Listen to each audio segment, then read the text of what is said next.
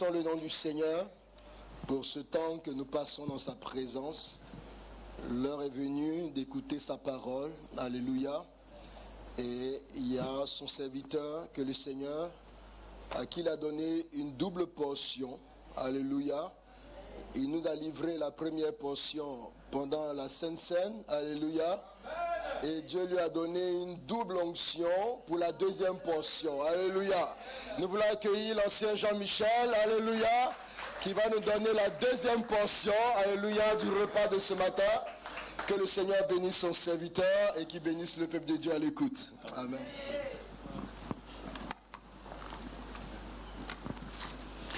Amen, peuple de Dieu. Amen, peuple de Dieu, je ne vous sens pas. Oui, que le nom du Seigneur soit loué. C'est toujours un plaisir de me tenir devant vous, à la famille. Quelque part aussi, c'est une lourde responsabilité. Je tiens à remercier le pasteur Yeo pour la confiance. Je tiens à remercier notre premier responsable, notre ancien Anan, pour aussi cette marque de confiance et surtout pour ses conseils aussi, vraiment précieux. Trouver donc ma vive reconnaissance, en tout cas en cela. Et à remercier aussi tous les anciens, diacres, diaconesses, tout le monde, les monitrices, toute l'église entière qui est ma famille, pour en ce moment le soutien et la marque de confiance. Ô Père, les revenus, ô moi je dois diminuer, ô toi tu dois apparaître, Seigneur Dieu des armées. Ô Père, je recommande ta parole, ô Père, éternel Dieu des armées, entre tes saintes mains, ô éternel Papa. Laisse en ce moment, ô Père, que cela puisse en ce moment consoler la vie, ô Père de gloire, de quelqu'un parmi nous, Seigneur Dieu des armées, car tu dans ta parole, que tu as envoyé ta parole, ô Père de gloire, et elle les guérit, ô éternel Dieu des armées, Papa. Laisse qu'elle soit une source de guérison en ce moment, ô Père de gloire. Enlève en ce moment toute distraction. Enlève en nous, ô Père, toute somnolence, ô Père de gloire. Laisse que notre attention soit soutenue, ô Père, à écouter ce que tu vas nous parler, Seigneur. Saint-Esprit de Dieu, l'Esprit de vérité, daigne en ce moment agir dans la vie d'un chacun de nous. Nous te bénissons, te disons merci au nom de Jésus. Amen. Amen. Amen. Sans plus tarder, nous ouvrons nos Bibles dans le livre de Jean. C'est un texte que nous connaissons. Ce texte m'est venu une fois à la veillée du 31, alors que Papa Mboua et Maman Mboua s'apprêtaient pour pouvoir chanter et commençaient à vouloir chanter la chanson. Ils se disaient, nous on n'a pas préparé. Amen. Ils avaient commencé ce texte, mais ils n'ont pas préparé. Alors, j'ai eu à cœur de pouvoir préparer. Comme ils n'ont pas préparé, moi je vais le préparer quand même. Et aujourd'hui, donc, je vais pouvoir partager avec vous. Jean 5, nous commençons à partir du premier verset, la parole de Dieu déclare. Après cela, donc Jean 5, ça sera Jean 5, 1 jusqu'à 14, ce sera une longue lecture. Jean 5, 1 jusqu'à 14. Après cela, virgule, il y eut une fête des Juifs. Et Jésus monta à Jérusalem. Or, à Jérusalem, près de la porte des brebis, il y a une piscine qui s'appelle en hébreu Bethséda et qui a 5 portiques. Sous ces portiques étaient couchés un grand nombre de malades, des aveugles, de boiteux, de paralytiques qui attendaient le mouvement de l'eau. Car un ange descendait de temps en temps dans la piscine et agitait l'eau. Et c'est lui qui descendait le premier après que l'eau avait été agitée, était guéri, quelle que fût sa maladie.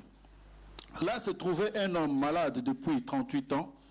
Jésus l'ayant vu couché, et sachant qu'il était malade depuis longtemps, lui dit, « Veux-tu être guéri ?» Le malade lui répondit, « Seigneur, je n'ai personne pour me jeter dans la piscine quand l'eau est agitée, et pendant que j'y vais, un autre descend avant moi. Lève-toi, lui dit Jésus, prends ton lit et marche. » Aussitôt, cet homme fut guéri. Il prit son lit et marcha. C'était un jour de sabbat. Les Juifs dirent donc à celui qui avait été guéri, c'est le sabbat, il n'était pas permis d'emporter le lit. Il leur répondit, celui qui m'a guéri m'a dit, prends ton lit et marche. Et ils lui demandèrent, qui est l'homme qui t'a dit, prends ton lit et marche? Mais celui qui avait été guéri ne savait pas qui c'était, car Jésus avait disparu de la foule qui était en ces lieux. Depuis, Jésus le trouva dans les temples et lui dit, « Voici, tu as été guéri, ne pêche plus, de peur qu'il ne t'arrive quelque chose de pire. » Cet homme s'en alla annoncer aux Juifs que c'était Jésus qui l'avait guéri. Amen. Amen. Nous pouvons encore lire aussi dans Ésaïe 53.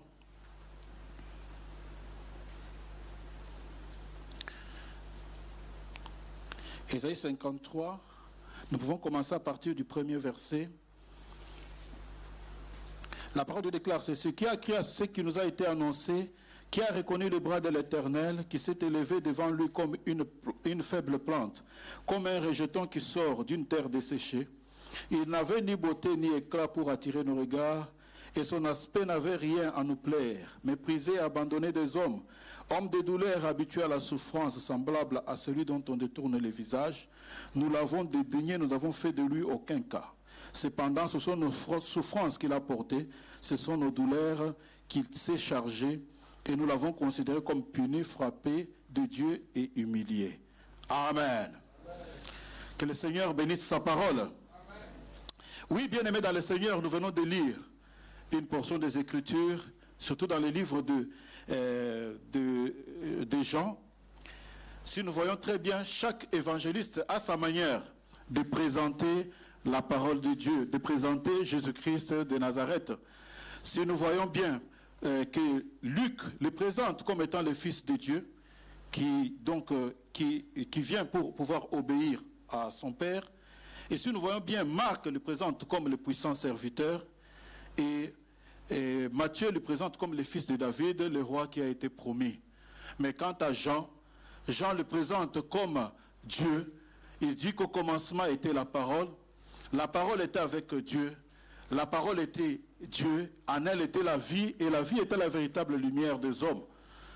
Et cette lumière, cette parole qui s'est fait chair, a habité parmi nous. Nous n'avons fait de cela aucun cas.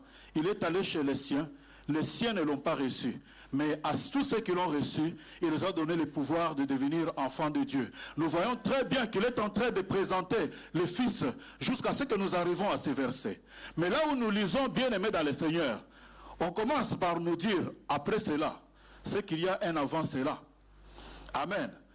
Avant cela, pour qu'on ait après cela, ce qui se passe, c'est qu'il y a un père qui va plaider pour son fils. Il y a un fils qui est malade, mais il a quelqu'un pour plaider pour lui.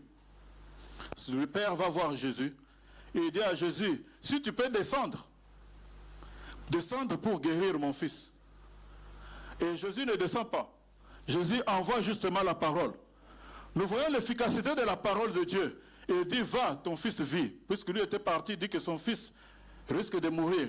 Mais on a envoyé la parole. Jésus a envoyé la parole.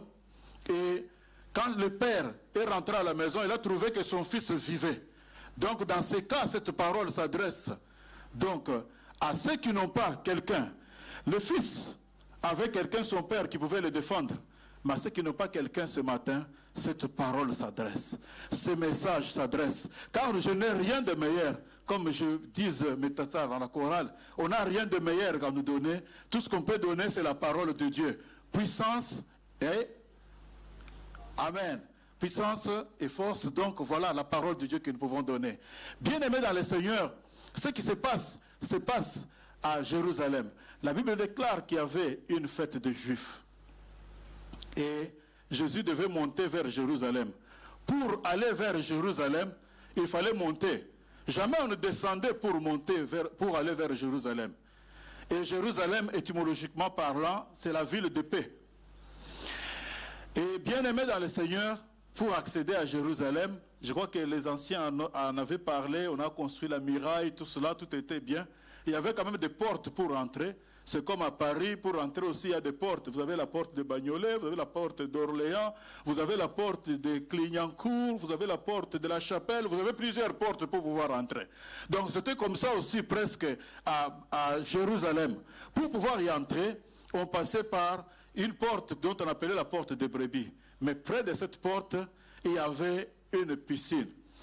Une piscine qu'on appelait Bethséda. Cette piscine, c'était pratiquement, Bethséda voulait tout simplement dire la maison des grâces. Et tout celui qui allait vers Jérusalem montait. On montait vers Jérusalem, mais on descendait vers Bethséda. Mais à Bethséda, bien aimé dans le Seigneur, il y avait un homme. Cet homme, on ne décrit pas son nom. Cet homme, on ne donne pas son âge. Mais tout ce qu'on peut donner, c'est la durée de son handicap. On ne donne pas la maladie, mais on donne l'handicap, puisque nous savons très bien que la paralysie, ce n'est pas une maladie, c'est la conséquence de quelque chose. Lorsqu'on se paralyse, par exemple, lorsqu'on est paralysé, par exemple, d'un hémicorps, on peut dire que c'est l'AVC qui a provoqué cette paralysie. Peut-être que c'est un AVC gauche ou un AVC au niveau droit. Lorsque, par exemple, on se paralyse de tous les 4 membres, on se dit par exemple qu'on devient quoi? On n'est plus paraplégique, on devient tétraplégique. Peut-être que la tumeur peut se retrouver au niveau de la colonne cervicale, ça comprime, tout cela on peut voir. Mais par exemple, lorsque la tumeur demeure au niveau du dos et que ça comprime le plus bas, on n'est plus tétraplégique, on est paraplégique. Donc voilà, c'est des membres qui se paralysent. Donc cela dépendait de la situation, donc comment ça se passait. Donc pour cet homme, tout ce qu'on nous dit, c'était 38 ans qu'il portait cet handicap. Ni nom, ni le nom de la maladie, mais cet homme était là depuis 38 ans et que l'âge de sa maladie, donc l'âge de son handicap, les conséquences de son handicap, donc, faisaient à peu près 38 ans. Bien-aimé dans le Seigneur, avant qu'il puisse se rendre là, c'est un homme, comme autrefois nous a décrit l'Ancien, que c'était un homme qui avait perdu son sens des relations. Je pense que si je me mets à la place de cet homme, peut-être qu'il était marié, à un certain moment, si la femme ne pouvait plus supporter, il l'a abandonné. Il a dit non, en tout cas, trop, c'est trop, donc ça ne vaut plus la peine. Ses frères ont pris en charge. À un certain moment, ça n'allait pas, ses frères aussi l'ont abandonné. Ses amis l'ont pris aussi en charge. À un certain moment, ses amis aussi n'en pouvaient plus, ils ont abandonné. Cet homme, je pense, s'il avait de l'argent, il a mis son argent à profit. Il a mis ses économies à profit pour pouvoir guérir. Mais toutes ces économies ont fondu à telle enseigne. Et s'il avait pris des crédits, on ne pouvait plus pouvoir lui accorder. Donc son handicap, là vraiment, comment je peux dire, là vraiment encore a rendu des choses plus difficiles pour lui, à telle enseigne qu'il devait se retrouver à la piscine de Bethséda. C'était difficile de voir, par exemple, la douleur de cet homme, si nous comprenons bien. La douleur de cet homme, c'était difficile de voir que le travail qu'il faisait, par exemple, s'il était en train de faire, par exemple, à la piscine de Bethséda, il pouvait passer, s'il était, par exemple, plombier, et qu'il voit des plombiers passer du côté de Bethséda en train de partir. Et il dit, ah, si j'étais aussi bien, je pouvais être comme ça fait mal. De voir les gens qui font maintenant votre travail et vous êtes incapable de pouvoir le faire. Quand il entend qu'il y a par exemple des klaxons, les mariés on est en train de présenter des mariés ou bien là-bas, il se dit, mais en tout cas, moi aussi j'étais dans ce chapitre, je n'ai plus droit à ce chapitre à cause de mon handicap. Donc c'était un homme qui souffrait intérieurement. Il souffrait, il voyait un peu cela. Et si il pouvait dans la piscine de Bethséda vouloir par exemple plonger, aller vers l'eau, c'est toujours un autre qui se précipitait avant lui. Donc il était vraiment, il y avait une douleur terrible, une douleur vraiment incomparable. Il n'avait plus l'autonomie pour la douche. Il pouvait peut-être dire que non, voilà, supplier les gens. Il était devenu tellement petit. Bien aimé dans le Seigneur, ce qui se passe, c'est qu'on nous décrit dans cette piscine, l'entrée de cette piscine, il y avait quand même 5 portiques. Cette piscine qui pouvait représenter l'image de l'Église. L'Église, il y a 5 portes, 5 ministères. Donc voilà, il y a les apôtres, il y a les docteurs, il y a les évangélistes, il y a les pasteurs et il y a des prophètes. Donc tout cela, soit 1, 2 prêchent pour pouvoir amener à l'Église. Donc dans la piscine de Bethséda. Donc, ces malades se retrouvent donc à ce niveau. Mais dans l'Écriture, là où on est en train de parler de cette histoire, on dit qu'il y avait plusieurs malades qui venaient à Bethesda, plusieurs malades, mais on nous détermine 3 catégories de malades. Si nous lisons très bien, nous regardons bien. On nous dit, or à cette piscine, il y avait plusieurs malades, mais il y avait 3 catégories de malades. J'ai essayé de fouiller, sous contrôle des anciens, j'ai essayé de fouiller. J'ai vu que ces 3 catégories de malades n'avaient jamais été guéris dans l'Ancien Testament. Je n'ai pas vu Élie guérir un aveugle. Ça, j'ai cherché chez Élisée, je n'ai pas vu guérir un aveugle. Il y avait un aveugle, il y avait des boiteux, je ne les ai pas vus être guéris par soit Élie, soit Élisée, tout cela, il a fait de doubles portions, mais il n'a pas guéri cette catégorie de patients. Et il y avait aussi des paralytiques, dont faisait partie notre frère là. Donc les paralytiques, les boiteux et les aveugles.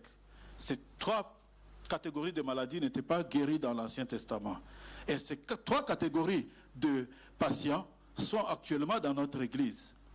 Dans notre Église, l'Église corps du Christ, partout. On ne dit pas seulement que c'est ici, tout cela, mais dans le corps du Christ, nous voyons qu'il y a actuellement des paralytiques. Qui sont des paralytiques? C'est des gens qui sont devenus incrédules. À force de venir à l'église, ils pensent que Dieu ne peut plus rien faire. Ils sont abattus, ils sont découragés totalement. Peut-être s'ils viennent à l'église, ils se disent que, bon, on vient pour peut-être venir assister au culte, bon, c'est pour que nous puissions être présents, mais leur esprit n'est pas vraiment ici, ils ne croient plus au miracle, ils ne croient plus que Dieu peut pouvoir faire quelque chose. Ça, ce sont des paralytiques. Les boiteux, c'est cette catégorie de personnes qui ont un pied dedans, un pied dehors. Tout à l'heure, l'ancien est en train de prendre une partie du message pour dire, il a donné une parole en disant que si on est tiède, on risque d'être vomi. Dieu dit, il risque de vous vomir. Ce sont des boiteux. Ils ne sont pas chauds, ils ne sont pas froids, tantôt ils boitent. Je me rappelle encore que quand on est encore boiteux, comme ça, on a toujours souvent des désavantages. Quand on essayait de jouer au foot pendant qu'on était encore... pendant qu'on était élève, on jouait au foot, mais chaque fois qu'on jouait avec d'autres écoles, on avait un professeur, je donne l'exemple, qui était un peu boiteux, mais qui aimait toujours être gardien de but. On pouvait tout faire, mais on ne pouvait pas lui dire, il devait être notre gardien de but. Quand on allait jouer avec d'autres écoles, ou bien cela, lui venait, on alignait l'équipe. Mais ce qui s'est passé, c'est que quand on jouait, on pouvait tirer. Si on tire au milieu, on sait qu'il est là, il y va. Si on tire, donc voilà, des balles hautes, donc il pouvait directement boxer, c'était très bien, on était content. Puis nos adversaires ont compris notre faiblesse. Chaque fois qu'on venait pour jouer, le joueur, le numéro 9 jouait le ballon, mais à un certain moment, quand il faut tirer, il enveloppait la frappe. Donc vraiment au coin là du truc. Mais le temps que notre gardien se débatte pour aller et plonger, donc il se plongeait en retard et le but était entré.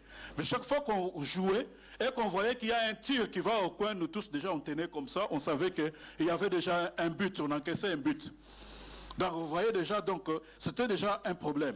Donc quand on est un pied dedans, un pied dehors, c'est déjà aussi un problème. Et les autres catégories, c'est des aveugles. Les aveugles, ce sont ceux qui sont apportés à tout courant. Nous les chrétiens, notre base doit être la parole de Dieu. Quand les aveugles ont été dit qui suivent tout mouvement, fais ceci, on y va ici, mais quand tu ne discernes pas, il n'y a pas de discernement, il n'y a pas la révélation. C'est les chrétiens qui marchent sans révélation, les chrétiens qui marchent à tout vent, les chrétiens qui marchent, qui suivent chaque mouvement, celui-là est considéré comme un aveugle. Mais un bon jour, bien-aimé dans le Seigneur, cet homme était là, 38 ans. Les gens pouvaient dire à cet homme que non, nous connaissons dans l'histoire de notre pays, nous connaissons très bien que c'est le chiffre 40 qui fonctionne. Ce matin, ton problème a été chiffré peut-être par les gens. Mais sache que Dieu n'est pas un Dieu de chiffres, mais Dieu est un Dieu de sa parole. Puisqu'on pouvait dire à cet homme, on lui dit qu'il y a encore 38 ans que Dieu est là. Attends le chiffre 40, puisque le déluge a fait 40 jours. Puisque Goliath a lancé le défi devant Israël pendant 40 jours, et pour qu'il puisse avoir la délivrance. Le peuple d'Israël a marché dans le désert pendant 40 ans. Toi, tu dois attendre de 40 ans. Non, ton problème n'est pas chiffré. Ton problème dépend du rythme de la parole de Dieu. Bien-aimé dans le Seigneur, tu es appelé à pouvoir croire, bien-aimé. Car, bien sûr qu'il y a des problèmes. La foi ne rend pas les choses faciles, mais la foi rend les choses possibles. Tu as besoin de pouvoir croire, bien-aimé dans le Seigneur. Ce matin, ton problème ne doit pas être chiffré. Ce matin, tu ne dois pas toujours penser à un chiffre. Attends, chiffre 4. Non, toi, tu ne vas pas au rythme des chiffres. Tu vas au rythme de la parole de Dieu. Mais un beau jour, cet homme va rencontrer quelqu'un. Quelqu'un qui arrive, bien-aimé dans le Seigneur, face à lui. Quand il arrive, Jésus arrive face à cet homme. La première question qu'il pose à cet homme, veux-tu être guéri? Mais avant, quand moi je lisais un peu cet endroit, je me disais, cette question et cette réponse, je vois la question et je vois la réponse aussi à la question, je vois qu'elles ne concordent pas. Je vois que, comment quelqu'un qui peut avoir 38 ans à un seul lieu, tu lui demandes, veux-tu être guéri? Mais cet homme, s'il est là, c'est pour être guéri, non? Est-ce que Jésus ne pouvait pas directement dire, lui n'a pas crié quoi que ce soit, mais comment est-ce qu'on peut lui poser cette question? Et quand on lui pose cette question, l'aveugle aussi répond, mais répond oui, cela suffit. Veux-tu être guéri? Oui. Il n'y a pas de truc, c'est la logique. Amen. Donc cet homme, qu'est-ce qu'il répond? Il répond, nous voyons qu'il y a une proéminence de la douleur face à la guérison. Quand on lui pose, veux-tu être guéri? C'est sa douleur qu'il exprime. Il exprime sa douleur. Je n'ai personne. Mais répond oui. Peut-être ce matin, ta question, c'est peut-être, on te dit, tu veux être guéri. Il y a une parole de connaissance qui sort. Dieu bénit, je vois Dieu faire ceci. Mais tu dis, mon problème, tu regardes encore, tu regardes tout cela. Je n'ai personne. Il n'avait personne. Mais oui, sa question, elle est logique, pardon, sa réponse est logique et la question de Jésus aussi est logique. Bien-aimé dans le Seigneur.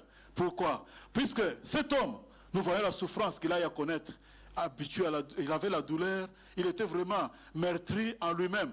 Mais il fallait lui trouver un homme qui convenait à la situation. Tout le monde avait échoué, mais il y avait un qui pouvait répondre à sa situation. Et Ésaïe décrit Jésus-Christ comme étant l'homme de la douleur et habitué à la souffrance. Pour rencontrer cet homme, pour être en contact avec cet homme, il fallait un homme qui lui convenait. Amen.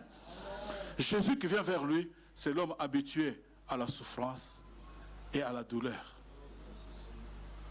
Lui aussi avait la souffrance, donc il fallait celui-là. À cet endroit, Moïse ne pouvait pas, puisque Moïse allait fuir. Quand on a dit à Moïse tout simplement que non, tu veux me tuer comme tu as tué l'Égyptien, il a fui. La douleur, il ne peut pas. Élie à cet endroit ne pouvait pas, puisque Élie, quand on lui aurait dit cela, il aurait crié, il fallait qu'on lui envoie une lettre pour qu'il dise, pour fuir, pour dire que je ne suis pas plus meilleur que mes pères. Si c'était Abraham à cet endroit, il ne saurait pas. Il aurait directement dit Sarah, c'est sa sœur. Amen. Mais il fallait l'homme habitué à la souffrance, qui est Jésus-Christ de Nazareth. Quand il vient, bien-aimé dans le Seigneur, quand il arrive, bien-aimé dans le Seigneur, Jésus, quand il se présente, qui cherchez-vous? On lui dit Jésus de Nazareth, c'est moi. Qui cherchez-vous? Il fallait un homme habitué. Il sait que ces gens vont le faire souffrir. Il sait que Pierre va le renier, mais il se présente. Que ta volonté soit faite. Il fallait un homme comme lui. Il fallait un homme bien-aimé dans le Seigneur qui s'est présenté. Veux-tu être guéri? Ce matin, cette question t'est posée. Moi, je ne te présente pas ma veste ou bien moi-même, ma personne, non. Mais je te présente cet homme Jésus qui convient à ta situation. Tu es longtemps bien-aimé meurtri. Tu es longtemps en ce moment, tu as un problème qui te dérange. Une maladie qui dure. Un problème qui te tracasse bien-aimé dans le Seigneur. Peut-être moi, je suis incapable. Mais Jésus, la Bible déclare qu'il est le même hier, aujourd'hui et éternellement. Dans le livre des Hébreux, 13, je crois, verset 8. Jésus-Christ est le même hier, aujourd'hui, éternellement. Je te présente Jésus face à ton problème, face à ta situation. Puisque ici sur terre, aucune circonstance n'est restée constante. Devant le nom de Jésus, tout recule. Devant le nom de Jésus, les chemins tortueux se redressent. Les fleuves, les déserts deviennent des fleuves. Devant le nom de Jésus, les portes s'ouvrent, bien-aimés dans le Seigneur. Devant le nom de Jésus. Et c'est Jésus qui se présente. Quand tu lui dis, veux-tu être guéri? Il dit, je n'ai personne pour me jeter dans l'eau. Quelque part, il sollicite et dit qu'il cherchait des bras pour le jeter dans l'eau. Amen. Il a besoin de bras. Mais or, celui qui est devant lui est un bras. Puisque la Bible déclare qui a reconnu le bras de l'Éternel. Or, ce bras-là, dans Ésaïe 53, on peut nous le balancer. Ésaïe 53, qui a cru à ce qui nous a été annoncé au verset 1. Qui a reconnu le bras de l'Éternel. Celui qui se présente, c'est un bras. Toi, tu cherches le bras humain, mais alors qu'il y a le bras de Dieu. C'est Jésus-Christ de Nazareth. Bien aimé dans le Seigneur, il ne pouvait pas voir que celui qui était devant lui, c'était le bras.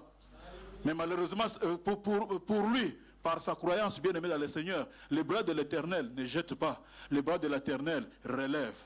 Les bras de l'Éternel fortifient. Les bras de l'Éternel guérit. Les bras de l'Éternel bien aimé dans le Seigneur relèvent tous ceux qui sont tombés bien aimés dans le Seigneur. C'est le bras qui était devant lui. Voilà pourquoi il s'appelle Jéhovah Rapha, l'Éternel qui guérit. Il s'appelle Jéhovah Jireh, l'Éternel qui pourvoit. Il n'aimerait pas qu'un autre le fasse à sa place, puisque lui-même pourvoit. Voilà pourquoi quand Abraham, qui a été appelé par Dieu, quand Dieu l'a appelé, Abraham vient, va vers le pays que je t'ai montré.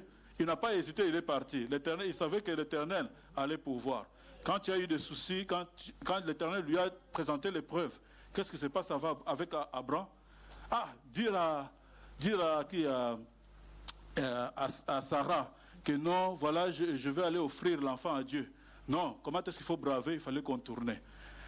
Il est allé avec l'enfant, nous allons adorer.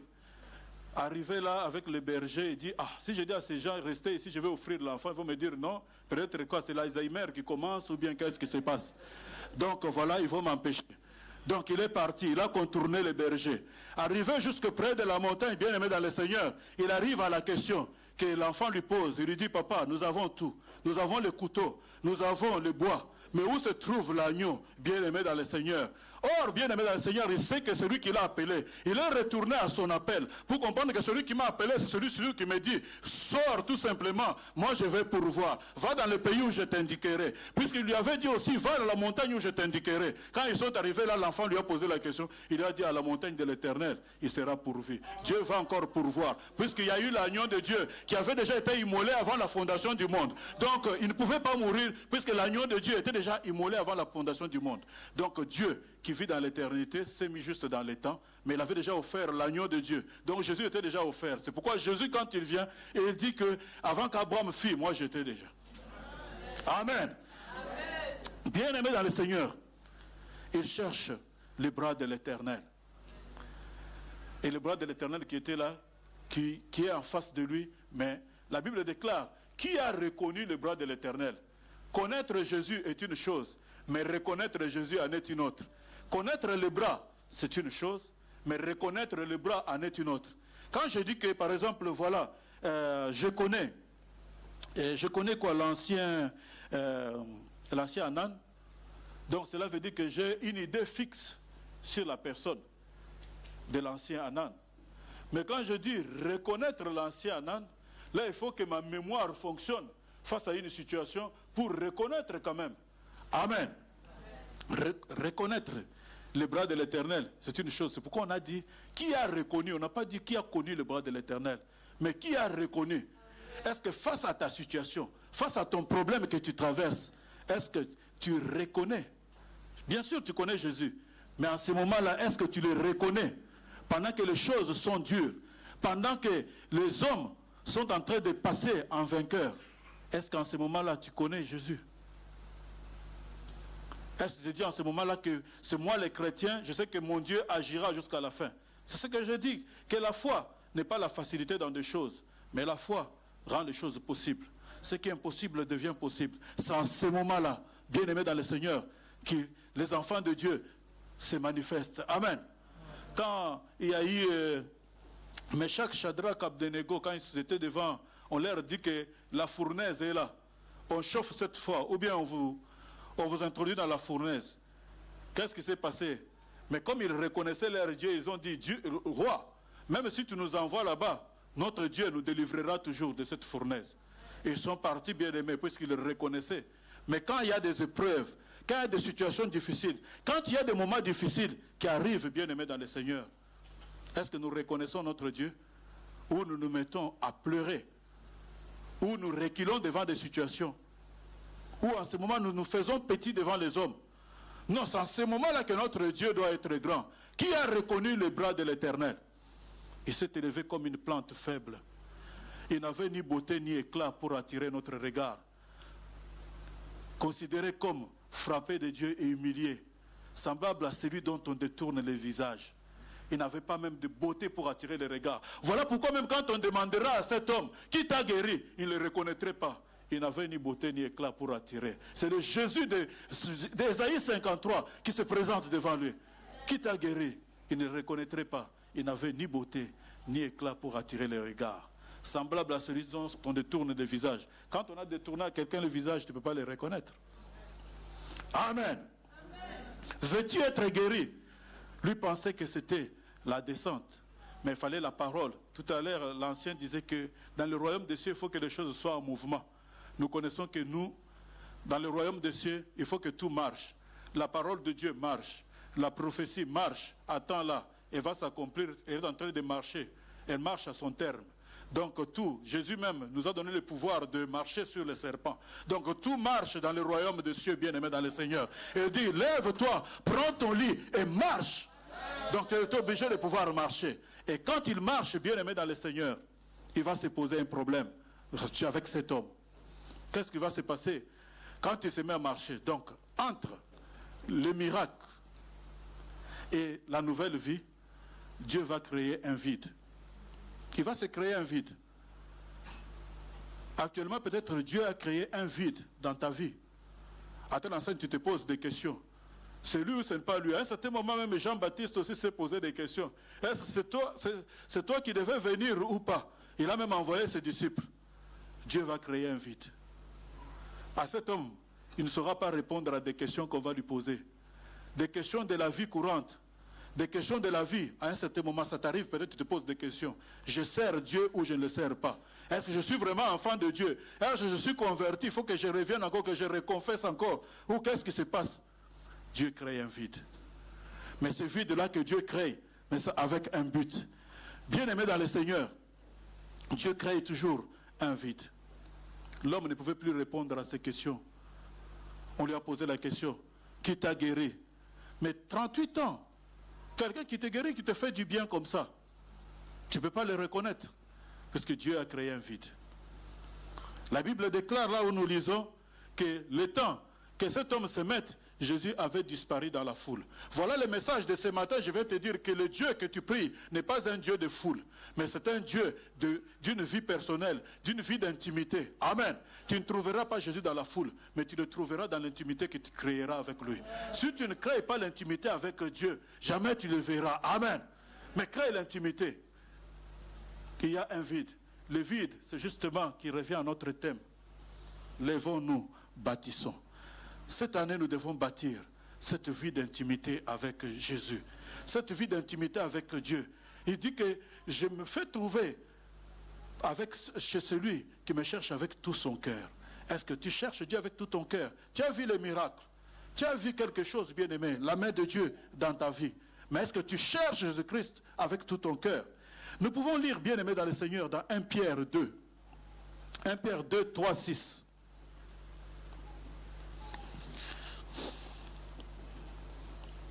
Si on peut nous balancer, nous pouvons les lire aussi.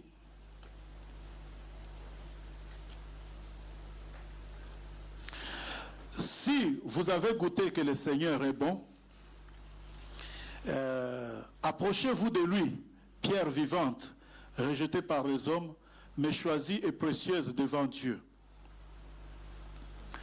Et vous-même, comme des pierres vivantes, édifiez-vous pour former une maison spirituelle, un saint sacerdoce, afin d'offrir des victimes spirituelles agréables à Dieu par Jésus-Christ. Amen. Nous sommes ici des pierres vivantes. Édifions-nous, formons, bâtissons, bien-aimés dans le Seigneur. Tout dépend de toi, bien-aimé. Ce matin, la parole nous a été adressée. Nous ne sommes pas concertés avec même l'ancien Anan. Je crois qu'il nous a adressé 2 paroles.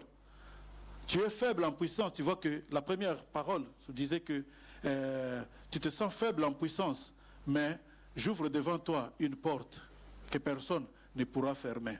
Mais approche-toi, bien-aimé, de ce Seigneur. Tu as goûté que le Seigneur est bon, approche-toi. Et la deuxième parole, c'était que voilà, puisque tu es tiède, je te vomirai. Le Seigneur crée un vide. En ce moment, peut-être il y a un vide. Tu as vu sa main puissante. Tu as eu des papiers. Tu as eu le travail. Tu as eu le mariage. Tu as eu tout ce que tu as demandé, bien-aimé, sur le plan administratif. Maintenant, actuellement, il y a un vide. Dieu crée un vide, c'est pour que tu le cherches. Dieu ne crée pas un vide pour que tu te plaignes. Tu te plains plus auprès des hommes que devant Dieu. Bien-aimé dans le Seigneur, si aujourd'hui on se dit, on va faire la soustraction, on prend le temps passé au culte, on retranche les prières que tu as fait au culte, pour voir un peu dans la semaine ce que tu fais. Peut-être que c'est zéro, tu ne pries pas. Donc ta vie de prière, c'est à l'église. À la maison, rien. Au travail, rien. Mais nous devons prier, la Bible nous dit, prions sans cesse. Ayons cette communion avec Dieu. Bâtissons. Pour prier, il n'y a pas un autre miracle, il faut seulement prier. Amen. Comment faut-il faire pour prier, pour élever une vie de prière? Pour prier, il faut seulement prier. Il n'y a pas autre chose, il n'y a pas une autre formule. Commencez. Quand vous commencez le premier pas, Dieu commencera avec vous le deuxième pas. Le premier pas, ma première prière, j'ai prié pendant 2 minutes et j'ai regardé les autres, comment est-ce qu'ils étaient en train de prier, mais ils continuent, mais ils ont de... Qu'est-ce qui se passe? Donc moi, qu'est-ce qui se passe? Le deuxième jour, j'ai commencé petit à petit. Tu te construis toi-même. Voilà pourquoi on nous dit, levons-nous, bâtissons. Si chacun bâtit sa vie, cette église sera spirituelle. Des miracles se feront autour de nous. Des fois, on se mettra pour louer seulement comme ça. Ça tremble même ici. Des malades sont guéris. C'est à partir de la vie de tout un chacun de nous. Voilà ce message. Levons-nous, bâtissons. Puisqu'après le miracle de cet homme, il y a eu un vide. Jésus a disparu dans la foule. Il n'est pas un Dieu de foule.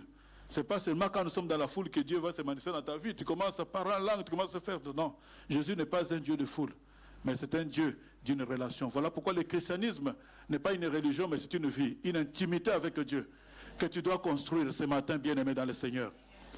Et cet homme, il a commencé à se questionner, il y a eu ce vide.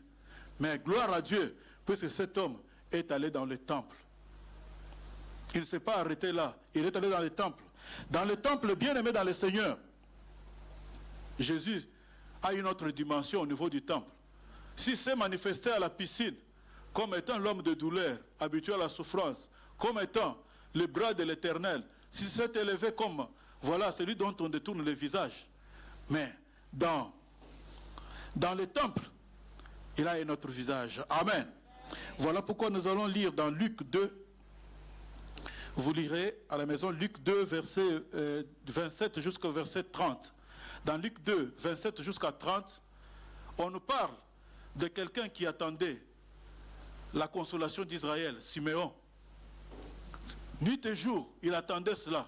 Et le Seigneur lui avait dit que tu ne mourras pas sans avoir vu cette consolation. Et il a été poussé par le Saint-Esprit pour aller dans le temple. Mais quand il va dans le temple, Joseph et Marie amènent Jésus. Et quand il prend Jésus dans ses mains, il commence à bénir Dieu. Et le visage que cela donne, il dit que Seigneur, mes yeux ont vu ton salut. Donc Jésus-Christ dans son temple, il devient un salut. Cet homme, il n'y a pas que les miracles. Notre vie ne doit pas être constituée que de miracles. Nous n'aimons pas Jésus pour les miracles. Mais nous aimons Jésus d'abord, c'est le salut, la vie éternelle, bien-aimé dans le Seigneur. Tu peux tout avoir, tu peux tout conquérir, tu peux avoir de l'argent, c'est périssable, mais si tu perds ton âme. Bien-aimé dans le Seigneur, heureusement pour cet homme, la guérison que l'ange offrait, il y avait un piège derrière. Mais celle que Jésus offrait, il y avait quoi? Le salut. Alléluia. La guérison de l'ange, il y avait un piège derrière. Un piège derrière, pourquoi? Puisqu'il n'y avait pas une parole. Il n'y avait pas une révélation. Il venait. On pouvait le jeter et guérir. Mais qu'est-ce qui se cachait derrière? C'est le pire qui se cachait. Et il y avait le pire. Et l'ange ne pouvait pas parler. L'ange bougeait seulement l'eau. Mais il fallait qu'il rencontre Jésus dans le temple. Dans le temple de Dieu, c'est là où Jésus se révèle comme étant un salut. Bien-aimé dans le Seigneur, il dit à cet homme, il lui dit, voici maintenant que tu es guéri. Là, c'est un autre Jésus qui vient comme un salut. Donc, il est allé chez les siens ne l'ont pas reçu. Il s'est retourné vers les autres, à tous ceux qui l'ont reçu, et il les a donné le pouvoir de devenir enfant de Dieu. C'est son enfant qu'il parle. Et il lui dit ceci, maintenant que tu as été guéri, va, que ne pêche plus de peur que le pire t'arrive. Cet homme a compris que si je pêche, puisque le péché amène toujours le pire, le péché envenime encore la situation. Le péché va encore nous éloigner davantage de Dieu, car celui qui est de Dieu se garde de lui-même, et le malin ne le touche pas. Celui qui est de Dieu se garde de lui-même. Quand on connaît, quand on a la connaissance, quand on sait maintenant qu'on est enfant de Dieu, on n'est plus n'importe qui. On ne peut plus toucher à n'importe quoi. On ne peut plus être dans ceci ou dans cela, dans telle tendance, dans telle autre. Quand on connaît cela, on se dit, nous connaissons bien, nous nous gardons nous-mêmes. Dans la maison de l'Éternel, Jésus devient le salut bien-aimé dans le Seigneur, puisque le piège l'attendait derrière, c'était le pire. Donc l'ange pouvait les guérir pour que le pire l'arrive encore. S'il avait fait 38 ans, il aurait fait encore 72 ans. Je crois qu'il serait mort paralytique s'il ne dépendait que de l'ange. Mais quand Jésus est venu, les bras de l'Éternel qui vient pour relever, cet homme donc a compris, il a connu, et il a demeuré donc dans les temples bien-aimés dans le Seigneur. Voilà pourquoi ce matin, cette parole s'adresse à moi et à vous, de reconstruire notre vie. Jésus-Christ revient bientôt. Dans quel état il nous trouvera? Dans quel état il nous trouvera, bien-aimés dans le Seigneur? Nous serons toujours les boiteux? Nous serons toujours les paralytiques? Ou nous serons toujours les aveugles? Puisque l'aveugle a toujours un peu son bâton, il tâtonne. Nous serons toujours là en train de tâtonner, en train de chercher. Si le bâton n'a pas bien fonctionné, on se cogne au mur. Comment nous trouvera-t-il? Puisqu'il revient bientôt. Partout dans le monde, vous voyez, il y a des guerres. Il y a ceci, des bruits de guerre partout. On parle de paix. Le Conseil de sécurité ne fait que se réunir. Vous entendez les États-Unis, tout ce qui est en train de se passer. La calamité, quand la vie devient chère. Tout cela doit nous interpeller, nous chrétiens. Quand nous allons vers Auchan comme ça, peut-être qu'avec 100 €, on avait un caddie plein et qu'on l'a plus plein, on se dit que, attention, Jésus-Christ arrive. C'est ça le message. Amen. C'est ça le message, ça doit nous interpeller. On se dit, ah, l'eau est devenue chère comme ça. Attention, Jésus-Christ revient bientôt. C'est ça le message. Et comment nous trouvera-t-il? Il trouvera ceux qui auront construit. Puisque lui étant la pierre angulaire, nous devons construire notre vie. Nous devons la construire, la bâtir sur lui-même qui est le vrai roc. Cet homme a compris. Cet homme n'est plus resté à Bethesda. Cet homme est allé chercher Jésus. Et en ce moment, la Bible déclare, quand il lui a parlé, il a connu que Jésus, il a dit, finalement, celui qui m'a guéri, c'est tel bien-aimé dans le Seigneur. Il a connu Jésus et il est resté attaché. Le message de ce matin, bien-aimé dans le Seigneur, je l'ai intitulé « Le miracle sec ». Il est différent des autres miracles. Les miracles humides cachent le pire derrière. Mais le miracle sec est accompagné d'une troisième parole. La parole de Jésus, va et ne pêche plus de peur que le pire puisse arriver. Nous avons vu que cet homme n'avait personne. Oui, peut-être puisque Jésus n'était pas encore allé à la croix. Mais toi et moi, Jésus est allé à la croix pour nous. Nous avons quelqu'un. Bien aimé, quel que soit le problème, quelle que soit la montagne qui s'élève devant nous des problèmes, nos impossibilités, la croix de Jésus transforme en possibilité. Parce qu'elle dit que tout est accompli. Dans tout est accompli, il y a eu tes problèmes. Dans tout est accompli, il y a eu en ce moment tes difficultés. Dans tout est accompli, il y a eu tes maladies. Voilà pourquoi les miracles secs. Il faut vraiment que tu puisses, bien-aimé dans le Seigneur, te reconstruire. Que tu puisses, bien-aimé dans le Seigneur, reconnaître Jésus. Marcher dans le discernement. Devant toute situation, reconnaître la main de Dieu. Chercher le discernement afin que Dieu puisse te visiter. Que Dieu bénisse sa parole.